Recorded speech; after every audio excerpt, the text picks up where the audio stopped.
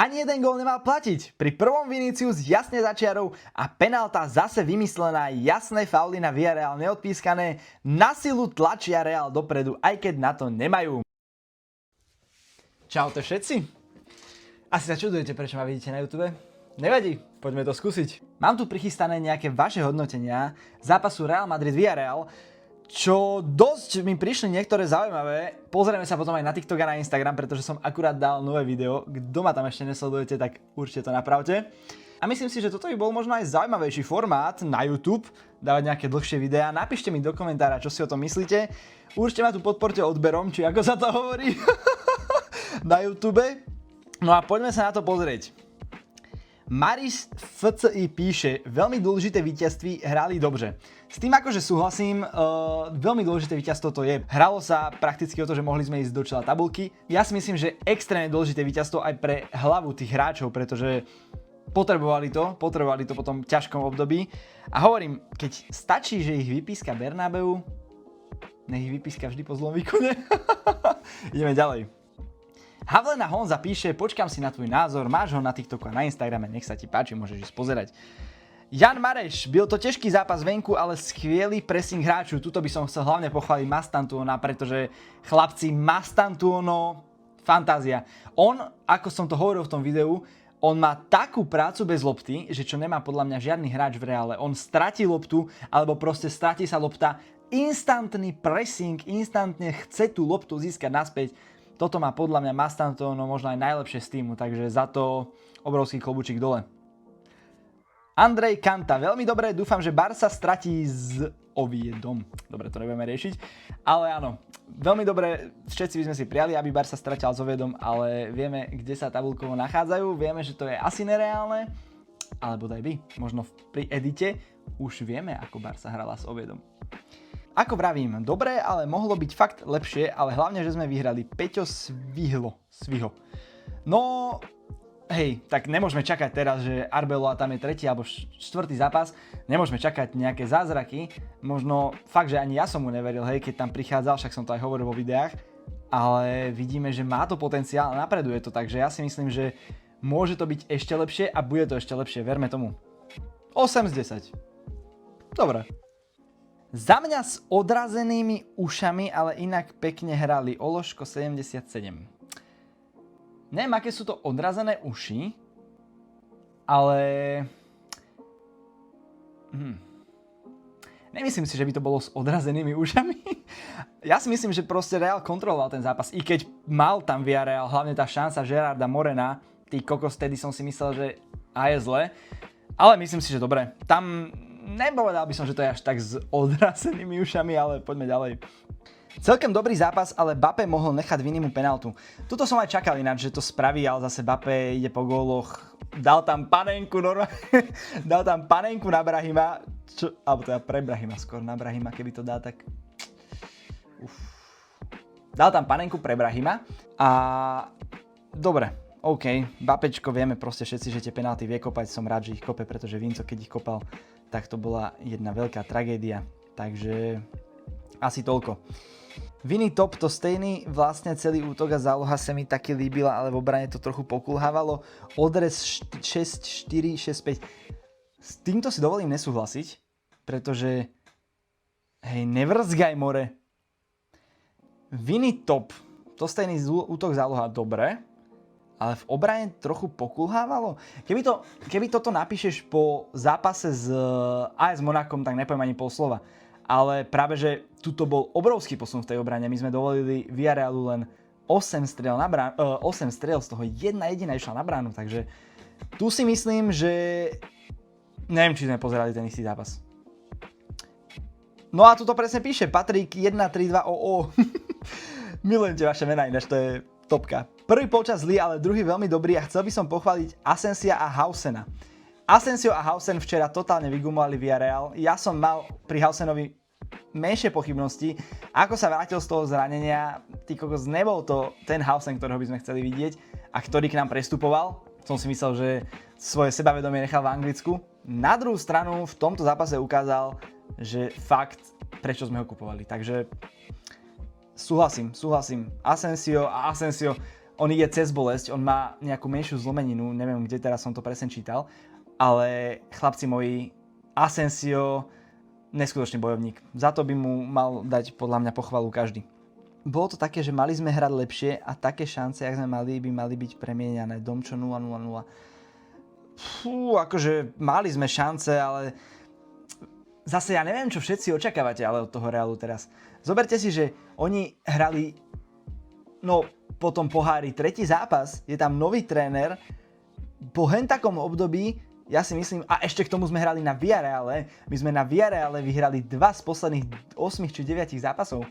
Takže zase netreba čakať od toho, že teraz vyhráme tam 8-9-0, však musíme byť trošku aj realisti. Takže tak, Filip Jabu, čo? Cením, že sme furt docela presovali. Toto je veľmi dobrý point, to som aj hovoril na začiatku. Jakub Michalec 963, no nebyl to hezký fotbal, ale hrali s Villarealem venku, takže výsledok je výborný a dôležitá výhra. Presne, toto hodnotí celé to, čo hovorím doteraz, takže tak, 7 z 10. Dobre. 70%. Dobre. Slaško 11. Valverde MVP. S tým akože dá sa súhlasiť, lebo Valverde je na tej pravej strane obrany fakt neskutočný. On, jak tam dokáže zahrať, na čo my máme vlastne Carvajala a Trenta? Na čo? Keď máme Valverdeho, ja chápem, že tam nechce hrávať, ale wow. User 89, User 89, User. Dobré meno ináč, to si daj patentovať. Jednoducho, Arbeloa sedí viac Realu Madrid ako Xabi. Štýl oveľa lepší a všetci hrajú bomby. Ja si myslím, že ono to, tuším aj Courtois alebo kto hovoril, nie je to až tak o štýle, ale o tom, že Arbeloa možno viac porozumel tým hráčom, ale proste viac sa to dalo dokopy, alebo jak to povedať. Tam by som to nepovedal, možno, že sedí viac Realu ako Xabi, ale OK. Z tohto pohľadu rozumiem a dobrý point. Dejnov 1902.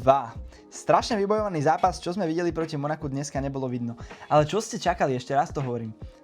Proti Monaku, dobre, trápiace sa Monako, 6-1 je krásny výsledok, ale hrali sme proti tretiemu týmu La Ligy, proti Villarealu na ich štadióne, kde sa nám vôbec nehrá ľahko, už aj z histórie. Ja si myslím, že toto je extrémne dôležité víťazstvo pre nás. Takže Jaro Selecký 0, IDK zaspal som. Ináč potom, teraz nehovorím zrovna na teba, šéfe, ale potom mi takíto ľudia najčastejšie píšu komentáre, že o tom, ako sme hrali a o tom, ako všetko bolo na nič a tá Mbappého penálka ma trochu rozosmiala, keď tam bol ten Brahim. A ono najlepšie bolo, jak režia hneď strihla na Brahima ten obraz. Akože chudák, fakt mi ho bolo ľúto, ale Mbappé povedal, že to spravil pre ňoho. Sice neviem, akože aké gesto to bolo. Proste dáš penáltu na panenku, Brahim, pre teba, takto sa to má kopať. Čau. Anilo 13, Vini nech pokračuje, všetci ho budú milovať, Nebuz nemá menšie ego, Hala Madrid. Jasné, Vini, OK. Ja vám poviem takto, mne strašne vadí na Vinim, že vždy keď padne na zem, tak prekotúla sa 10 krát, spraví strašne, ako to bolí a za 2 sekundy už je na ihrisku a háda sa, že prečo to nebol faul. Ináč, všetko v pohode, akože hrá jeho, paradička, som spokojný, nech takto pokračuje ďalej a fakt, bude to dobré. Takže tak. Bytče. Neviem to priblížiť, kurňa. Neviem s týmto robiť ináč. Trápili sme sa, ale vin je vin. Vamos, ideme si po La Ligu. Kde máte všetci, že sme sa trápili? Akože, dobre, nebolo to 100%, ale to sa nedalo čakať. Hrali sme ešte raz, hovorím, na Villareale. Ale ideme si po La Ligu. S tým by som počkal. S tým by som počkal ešte. Parádne práce v stredu hřiště a hrdlička. Obrovské množstvo získaných míčů. Súhlasím. Tam ako... možno som to ani nečakal, ale Jude s Ardom možno konečne vedia na tom ihrisku vedľa seba kooperovať, čo je dosť dôležité. Hos Just 16. Škoda, že nebolo to nasadenie ako proti Monaku? Jako hoši, neviem, čakáte podľa mňa od toho týmu strašne veľa a niekedy sa v takýchto zápasoch sa od toho ani čakať až tak nedá a podľa mňa myslím si, že tí hráči bojovali, čo im sily stačili v tom zápase a udolovali extrémne dôležité víťazstvo, takže tak. Kiki neskutočný, Hala Madrid, Kikiňo, počuješ to? Niekto ťa spomína vo videu. Dobre, toto by boli vaše hodnotenia z Instagramu. Keď ma tam ešte nesledujete, utekajte to napraviť. Ja by som sa ale presunul, keďže som teraz dal teda video k tomu zápasu. Dal by som ešte pár komentárov z TikToku a z Instagramu, tak poďme sa pozrieť. Hneď perlička na úvod. Ani jeden gól nemal platiť. Pri prvom Vinicius jasne začiarov a penálta zase vymyslená, jasné fauly na Villarreal neodpískané, na silu tlačia Real dopredu, aj keď na to nemajú. Akože česť výnimkám, ja tu mám veľa na profile fakt, že normálnych fanúšikov Barcelony a klobučík dole pred vami, ale toto fakt, akože takéto niečo ani napísať nejde podľa mňa. Takéto niečo napísať ani nejde. Hento, ak nebola čistá penálta, tak už potom neviem asi čo. Hentam Vini, či bol začiarov alebo nie, ja som nevidel žiadne obrázky, ktoré by ukazovali, že by bol začiarov. Ak áno, OK. Ale hento, keď nie je penálta, tak už neviem. Franko je obrovský prísľub do budúcna. Budem to čítať po česky, nech máte z toho zážitok.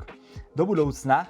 To, jak maká, je fantazie, nicméně ještě musí zlepšit práci s míčem, první dotyk nebo zakončení, ale jak říkáš, tu passion milujeme všichni. Tak, presne, o tom som hovoril, Franko, výborný bez lopty. Asensio je výborný, říkám to každý zápas a každý ďalší zápas to potvrdzuje. Dúfam, že bude v Reálu po dobu několika dalších let, protože ten vůči typ, že jde do všeho naplno a nebojí se, to je přesně něco, co potřebujeme, jako byl dřív Ramos nebo Pepe. A pozor, Rastio Kubiš. Mne sa nepáči, ako všetky médiá hovoria, že Arda nemá na Real Madrid a mal by ísť na hosťovanie, ale čo ten chlapec odbehá a tie lopty, normálne mám flashbacky, ako keby som videl Özila. Ja si myslím, že Arda má na Real Madrid, Arda musí byť v Reále Madrid, pretože je to ten tvorca. Je to týpek, čo vytvoril najviac šancí spomedzi všetkých hráčov v La Lige. Asi to o niečom svedčí, takže tak. Presuňme sa ešte teda na Instagram rýchlo. Jen mi nejde do hlavy, že nedostal červenou. Úplne stejný zákrv, jak De Jong na Bapíka. Ak myslíš ten Hausenov faul, celú dobu mal nohu na lopte a noha sa mu sklzla s loptou. Toto podľa mňa by nemala byť červená karta, akože možno to ja vidím len zle. Možno som zaujatý. Ne. Proste za mňa toto nebol faul. Noha sa mu sklzla na lopte celý čas. Mal tam hlavne nohu prvú na lopte, nič viac. A nemôžeme to porovnávať, toto prosím vás, k De Jongovi na Mbappého. De Jong čisto, bez akejkoľvek hrania lopty, zasiahol Mbappého nohu. Straight, jak sa hovorí. Takže toto prosím vás ani neskúšajte. Tak ťa neznášam. Som rád, že si ale dal námahu napísať tento komentár, podporiť môj algoritmus. Určite to správne na budúce, veľmi sa budem tešiť. Dobre, dámy a páni, toto bolo asi všetko z vašich hodnotení, z vašich komentárov k zápasu Villarreal Real Madrid. Ak sa vám videjko páčilo, jak sa to hovorí na YouTube? Ak sa vám videjko páčilo, poďme použiť tú YouTubeovú terminológiu, dajte odber. Strašný nezvyk. Dajte odber. Určite dajte aj like, ak sa vám to páčilo, napíšte teda, čo si myslíte do komentárov, alebo čo si myslíte o takomto formáte videí. Ja sa vami lúčim a vamos, čaute. Fú, ty kokos, koľko to má, ukáž?